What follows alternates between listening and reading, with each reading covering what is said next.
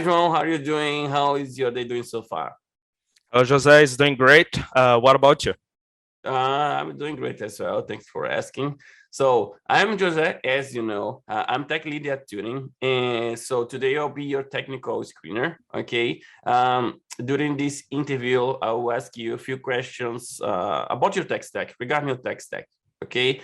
Just to give you a bit context about me, I have more than 17 years of experience. Okay, in the industry. I usually say that my expertise is JavaScript. Although I know a lot of languages and frameworks, okay? And today I'm gonna ask you a question about your tech stack, and I hope this turns out a great experience for you. Sounds good? Yes. All right, so let's get started. I would like to hear a little bit more about you, okay? The first question is I'd like to ask you to introduce yourself and tell me a little bit about your experience, your past projects, and what kind of language, frameworks, libraries have you been working with? And then I can take from there, and then let's see how it goes. Perfect. All right. So yeah, I did software engineering in college. And while I was doing that, I started working for a company in São Paulo with automating scripts with Python, automate some process on some companies. So it was not related to full stack yet. But Nice. while there, I had to do some APIs with Django. So that was my first experience with backend. But my next job, I really went into full stack with JavaScript, especially Express.js for the backend and React.js for the front end. But since then, like it was 4.5 years ago, I started doing full stack, really full stack. Since then, I went with Koa as well. I had to work with Koa, Vue.js, Next.js, React.js. So yeah, I dabbled a bit with a lot of frameworks since then. But right now, I'm working especially with Next.js and backend with Nest.js. Okay, let me just see if I got that. So, you have experience. You start your career with Python in automation, right? And then you work for Python for a few years, I would say. And then you start working with Node.js and React.js. Is that correct? Yeah, it was not years. My first job, it was internship with a small company. It was a few months just to get my. They didn't want to promote anyone, just have internships. Okay, I don't know. got it. Yeah. Got it. All right. Okay. All right. Thank you for clarifying. So I will explain you how this process will be. Okay. How this process works, and even here in the company. So I'm going to ask you a few questions about your tech stack. In that case, it's React and Node.js. Okay. Also, I will include JavaScript, vanilla JavaScript, and then React, and then Node.js. A few questions about the database and system designs. Okay. Also, we have to go and take one code challenger. And so the goal for us today is you give me good answers about JavaScript, React.js, Node.js, and database as well, because you are going to a full stack environment, right? And then passing the live code challenger. Sounds good? Yeah, sounds awesome. All right, John. I see you have been working as a full stack developer for many years. Okay, and just for you to give me a little bit of context, what is your favorite programming language, and why it is your favorite one?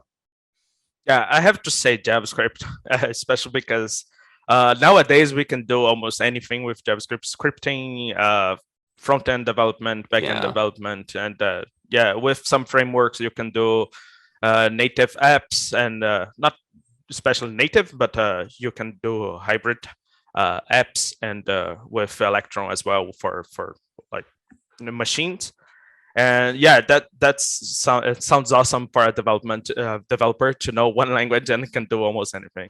So yeah, but I have to say that C doesn't leave my heart because it was my first language to learn on college, but I haven't had using it a lot lately. All right, sounds good. Yeah, JavaScript is my also my favorite one. Okay, so let's go for React and Node. Sounds good. JavaScript, React, and Node. Okay. Right. All right. So I'll start with JavaScript. Okay, so let's go. So my first question for you is, so how JavaScript handle asynchronous operations? Okay, but before that, so what do you understand about asynchronous operations in JavaScript? Asynchronous operation generally is something that takes a while to be processed to finish. It's not like on the sequence of the code, so it will take a time, and you can go back to it later to receive the results. So we have some ways to handle it with JavaScript. We have async await calls, callback calls, and we can do event listeners as well. So those are some ways to handle async code. For with JavaScript, we run Node specifically. We run an event loop, and we have call stack as well. With async code, normally what we do, we set up on the event loop to be handled with other tasks. And when it's ready, it goes back to the same point of the code with async await. Sounds good. All right, so let's talk a little bit more about the event loop, okay, which in my opinion is the core of JavaScript. And you can see I'm a big fan of JavaScript, okay? So let's suppose, okay, at the same time, at the same millisecond, we resolved a console log, set them out with no OF with a 0 as a second argument, okay, and the prompts. How JavaScript will prioritize them? All right. So first of all, the console log, it's handled immediately. Later, he will go through the call that you made, like the promise he will resolve first, as it handles the code on the promise, so he can resolve it. And the set timeout, it puts on the next loop to be handled, so it gets on the next loop, so as it's on 0, right? Yeah, so let me always see on the stack. All right, so let me see if I get that. So the console log will be the first one, and then we have set timeout and prompts, or prompts and set timeout. The promise first, then the set timeout. Yeah, correct. All right, and my next question is, so what's the difference? Okay, in your mind, you can use your own words. Okay, I'll do my best here. So what's the difference between observables and promises? Okay, promises is best described as a way to wait for information to async code. So that's the way it was used for. Like the way it's used for is to wait for async code. So if you want to stop your process, wait for something, and then go on, or you can do other things like to go to another function as soon that the code finishes. But it's a way to handle async code. Observable can be used for that as well, because you have some process of the code that subscribe it to a source of information, and that source of information can be async code or not.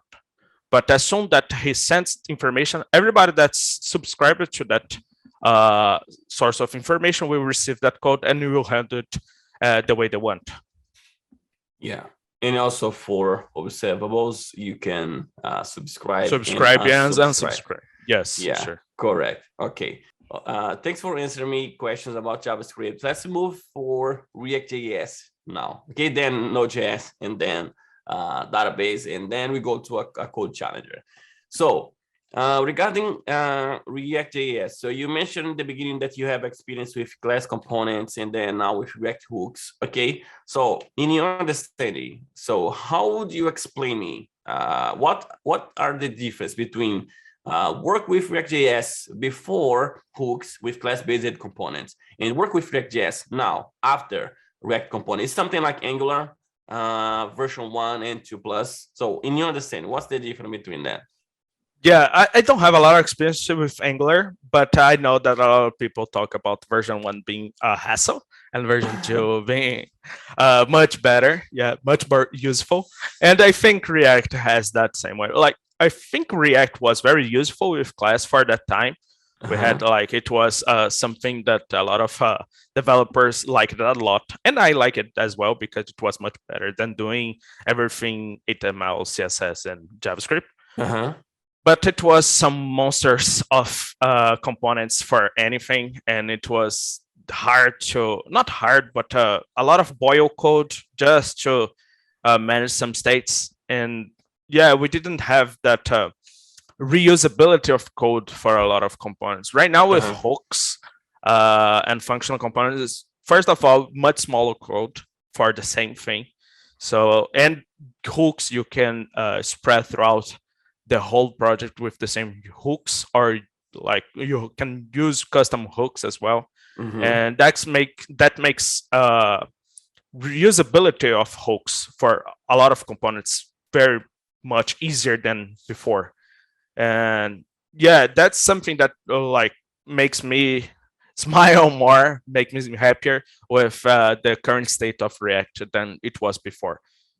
Okay, in terms of performance, does it have any difference?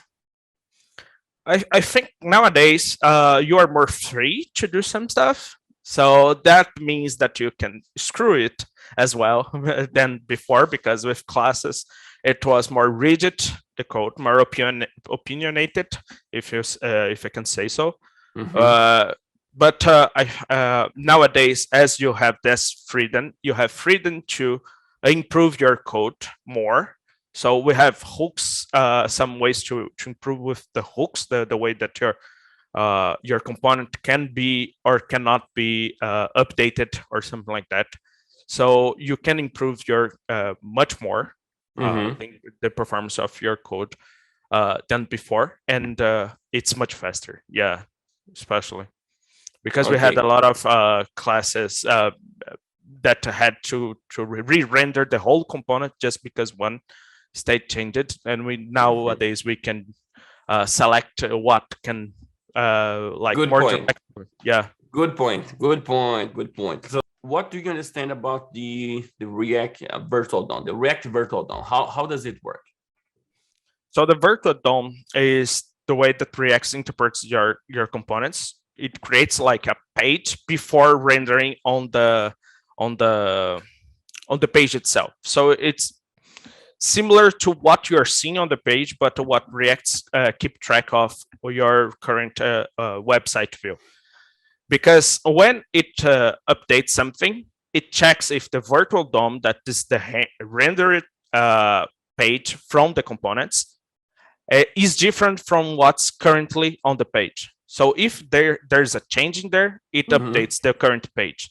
So it's a way to keep track if a change updates your page or not. If it doesn't update your page, it doesn't re-render the component.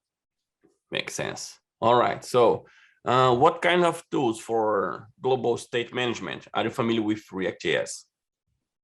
Yeah, Redux. It was the first enemy of all React developers. But yeah, currently we have the context API, much easier, much cleaner. It has some drawbacks now, but much cleaner than Redux. And Redux is much more easier to use than when was class components as well. Nice. All right. Okay. Do you have experience with Redux Thunk or Redux Saga for handle side effects? I did some code with Redux Thunk. Yeah. It was before, mainly with class components. We don't do that a lot with Next.js, that controlly and what we have on the we working nowadays. We don't use Redux, but yeah, I did Redux Thunk. Okay, great. A bit. Okay, as you mentioned Next.js. Okay, that'll be my next question. So what's the difference to manage routes, okay, using React.js and Next.js? Yeah, first of all, it's like different phrases, not mainly SPA that normal React is stuck to.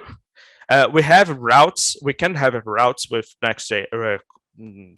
With vanilla React.js, but it's with React Router. That's just put the URL on the top of the page. It doesn't change something with the code itself. It's still SPA. So with Next.js, it's different because it would be like the built version would be the same as you built with JavaScript, HTML, and CSS, the different pages and different directories throughout the provider of the website. And yeah, it renders different code if you are in a different route. So that improves performance a lot. Makes sense. All right. So thanks for taking these questions for React.js. Let's move for Node.js now. Okay. My first question about Node.js is what kind of framework are you familiar with Node.js? You mentioned Express.js in the beginning. So you have been using Express.js and what more?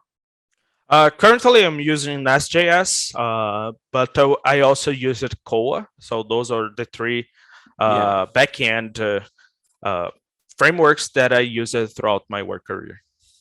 All right. So what's the difference between Express.js and Koa in your understanding? Mainly Koa can be much faster. It's cleaner. It doesn't have a lot of like aggregated code with each request. So it's much, he sends the context, that's the request, and you handled everything that you want to do with it. You create your own middlewares in the way that you pass context between functions, but it's a way of, it just provides you with the server that it's available, makes available the routes, but Koa makes everything more raw. Express handles a lot of things for you. So I think Express is much more convoluted than Koa in some way. It has, yeah. All right, great. And so what are streams? Streams in Node.js? Yeah, streams is when you are providing information at the same time that the client is receiving them. So yeah, the first example I can give you is streams, Twitch streams, YouTube streams. The person, the streamer, is creating information. He's recording himself, for example, and at the same time it's sending those information so the client can receive it and stream them. So it's everything live. So it's not only for streams. You can have that for a lot of other information. So you can stream a picture, for example, so we don't need to wait for the wait time for the image to get to the client so it can render, or a video. There's a lot of ways that you can use a stream so we don't stuck the user waiting for the whole package, so he can start using the page. So that's a way as well. Okay, and what kind of streams do we have? Like the array streams, the binary streams, and the I forgot the name of those. Readable streams. You can read, write, transform, right? Yeah. I didn't use a lot of streams. Okay, actually. no worries. Yeah, but yeah. I know the basics, but if I had to do it, I would search before using it. But it's here the example at the times that we. All good because sorry about that. No worries. In this interview, there's no correct and wrong answer. I mean, it's about you. Okay, so if you don't know anything, it's okay. I don't expect you know everything. All good. João, my last question about Node.js, okay, it's a hard question, I will be honest, okay? So everybody knows that Node.js is a single thread, right? Node.js goes to a single core, and stay there forever, right, in the machine. So my question is, how can we take advantage of multiple cores when we are working with a Node.js application? Okay, the only way natively that you can do that is cluster, that you can create different node instances to work for a process that you want to do. The other ways that I can think of would be Docker or multiple instance or AWS that's managed for Kubernetes, or like we can have multiple backends that can work with a load balancer. So you're using more than one node instance. They're separate from each other, but that's a way you can do it. Yeah, you make me smile. Yeah, great answer. Yeah, so we can use Node.js cluster, as you mentioned. Yes, we can do that. Also, we can use Dockers and containers. You can run your Node.js inside a Docker container and deploy the number of the instance that you have. You cannot go over the number of core that you have, because it's a waste of that's Node.js will not be called. Okay.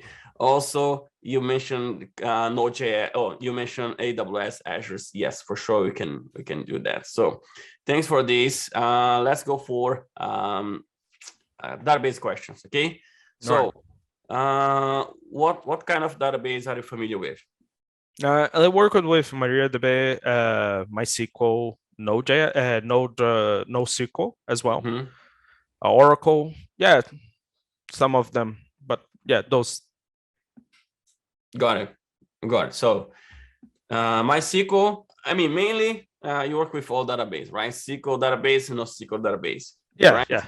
All right. So, what's the difference between them? NoSQL and SQL database. The way that I explain for my wife that's no tech savvy is like one is a spreadsheet on Excel, and the other one is not. That's objects, and you can relate them to each other. Yeah, I don't go through with objects to her, but that's mainly it. One is an Excel sheet, and the other is not. Okay, which one is the Excel? The Excel one is the SQL database, like MySQL and Progress. Yeah. All right, makes sense. All right, João. Thanks for taking your time to take this interview today. So we're coming to the end. Okay, I just give you a tip for our audience. So if you are looking for JavaScript positions or any other position, you have to go to turing.com/jobs. Okay, you'll see a list of jobs for that. So sign up at Turing, create your profile, finish your profile. And then once you finish your profile, upload your resume, you go take the test at Turing. I know it's a time consuming, you'll see, but in the end of the day, you get the job and work remote like me, like João. Okay, so João is from Brazil. I'm also from Brazil, but I live in another country, and João lives in Brazil. We all work for Turing in the US. So we are waiting for you to join our team. Okay, go to turing.com/jobs, search for the job that's suitable to your tech stack. Create your profile, upload your resume, take the test, and you might talk to me in one-on-one interview, and I'll be glad to ask you questions and also pass you to the next step. Okay, and come back to you, João. So we're come to the end. So do you have any tips? Okay, before tips, I'm curious. Do you have any production issue that you had to troubleshoot in the last year? Yeah. All the time we have some design fixes that we have to do all the time. But there was a huge issue one day that we troubleshooted together as a team. That we lost the images of the website because like some function, and we have to search all the DNS servers. And we got from all the caching instances, we were able to get all the images from the website. So we went through that, and that was something that like really told me that Turing is a team. I had some experiences with other companies, and yeah, if someone did that, for example, in other company, they would get screamed at, they would get fired.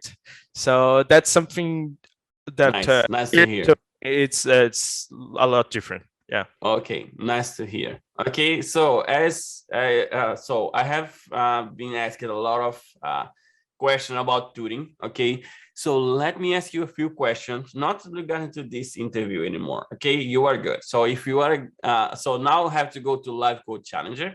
Okay, but it will be in another video. So if you want to see how we go through the Live Code Challenger interview, so please comment below and say, I want to see that. How is the live code interview? We will make the second video for you. Okay, please consider giving us a thumbs up for this video, subscribe to this channel, and comment below if you want to see the live code interview. Okay. So Ron, regarding to Turing tech stack, what's Turing tech stack?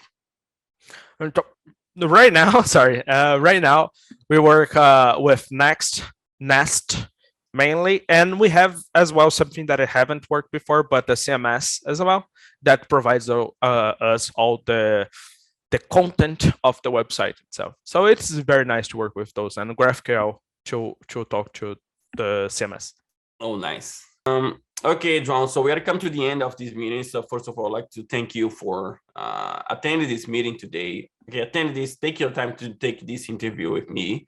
And so as a final tip, so how would you get up to date? So for our audience that would like to be someone like you, so can you share some resource for us? Yes, of course.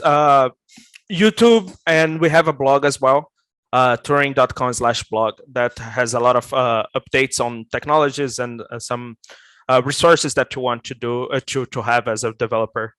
And that's a great place to start. And we have a lot of YouTube videos as well that I know I can say that for sure that I learned more from YouTube than some of my college professors. So yeah. Nice. All right, that's true. Thanks for sharing. And so Turing also has a community, is growing our community. So if you go to community.turing.com, okay, you see a lot of events there. So we have events basically for everything. So we have events, weekly events, how to pass in Turing Live Code Challenger. Go to community.turing.com and create your profile there. Watch the events, go to attend the events. Okay, so you will learn a lot. So we have events if you to brush up your English skills. So we have events for that. So if you think that you need to brush up your English skills, go to that event. We are going to teach you English. Can you believe that? So we are teaching AWS, we are teaching JavaScript, React.js, Python, a lot of language there, database, community.turing.com. Go there and watch our events. Okay. Also, don't forget to subscribe to this channel. Give us a big fat thumbs up for these videos if you enjoy this. So if you want to see how it goes with the live code interview, the live code challenge interview, comment below. I want to see how the live code challenge is, and then we will create a video for you. With this, we come to the end. Thanks for watching, and I hope to see you all again. Take care.